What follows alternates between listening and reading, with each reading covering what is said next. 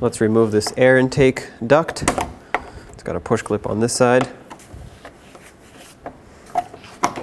Okay, now you can lift this up, press down and twist at the same time. That should unlock it. It's got two little tabs that need to pop out. I'll show you in a second. There we go. Once those two are out, you can remove this intake duct. You have to twist it and pull on it until it pops right out. Next, since the radiator fans are coming out this way, I want to pull this away, and thankfully it's just bolted on with a bracket here. So two 10mm bolts, remove those, and then pull this bracket away. There we go. And I'm just going to bungee cord it like this so it's out of my way, but you can just leave it if you want to. Now with more access, looking at the fans, you can see the electrical connector right here. To unlock that, you need a little pocket screwdriver or a pick of some sort, and I'll show you in a second why, but I'm prying in here down. You can also probably go from the outside, stick the screwdriver in there, pull this out.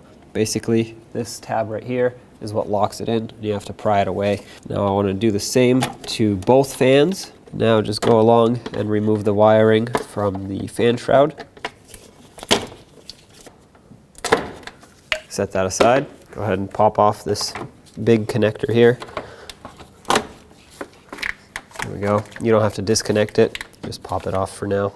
Along the top here, you'll see that there's a wiring harness that's actually bolted to the upper radiator support with these 7mm bolts that go all along everywhere. And I want to take them out because I want to move the harness out of my way so I can have more clearance between the radiator fans and the radiator support. So I'm going to start over there, and like I said, 7mm bolts.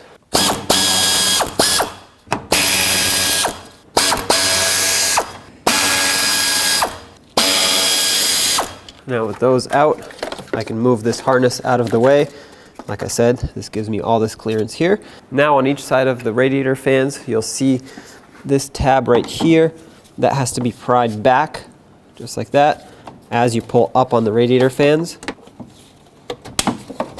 Okay, that'll unlock them. Do this to both sides. Let's remove this upper radiator hose. Take the clamp off first. And when you remove the hose, there will be coolant coming out. Keep that in mind. Now my system's already empty, but you will have coolant coming out. And with both sides unlocked, you can lift this up. Okay, it's out on one side. This side needs to go up. There we go. This, I wanted to remove this, but the push clips were a little stubborn, but it's all right, we can just work with it. Let's make sure all of this wiring is out of our way. Now I can just pull this up. You can remove this shield if you want, or you can just flip it up and we'll remove it later. My push clips were a little stuck in there, so even if I tried to remove them, probably would have been a little difficult.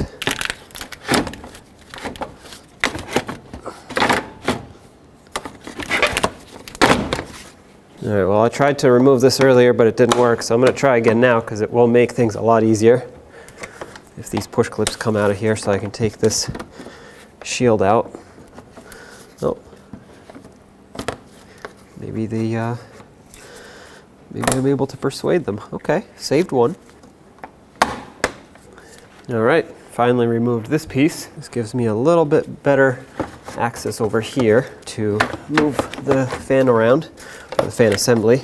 All right, and now just pull up on the fans and remove them from the vehicle.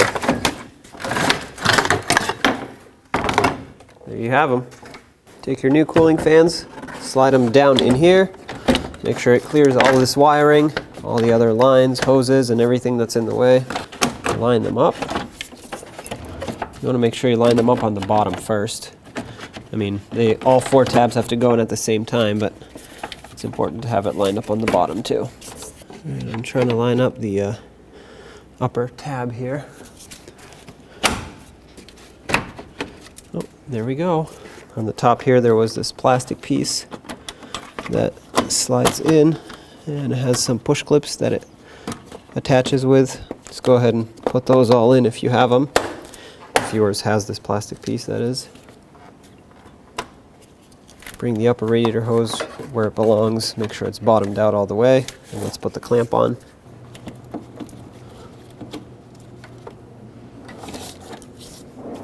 Bring this wiring harness back where it was and reattach it with all the 7mm screws.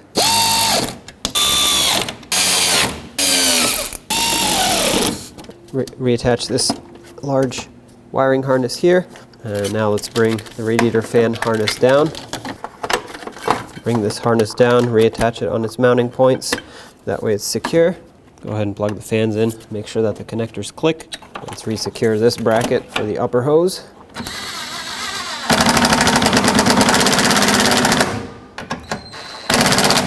Swoop this little resonator piece underneath the bracket and then line it up down here. You'll have to use a little bit of force to get it in.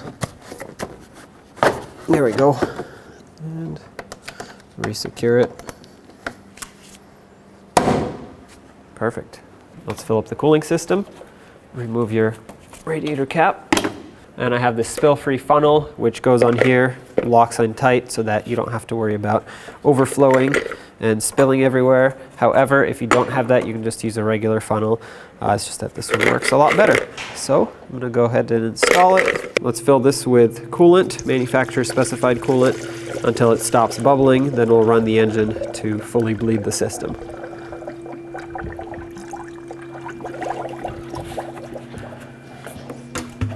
At this point, it has stopped bubbling, as you can see.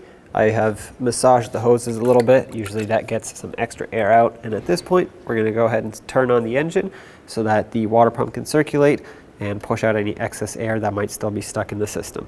And when you run the car, you want to make sure your heat is all the way hot.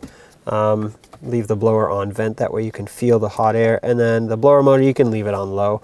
You don't have to max it out or anything, but you want to make sure that the AC is off also. Okay, so no AC, heat on. That way the heater core circulates the coolant. And as the car is running, you want to pay attention to this temperature gauge and make sure it does not climb above halfway. And if it does, that means it's overheating. You need to shut the car off, let it cool down, and try again, because it's most likely just a pocket of air somewhere. And once the car has ran and everything has cooled down, I'm going to cap this off. Go ahead and remove your funnel if you used one. I'm going to put the leftover in my overflow tank.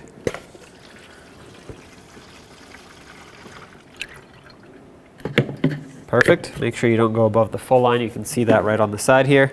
Cap this off, take it for a road test.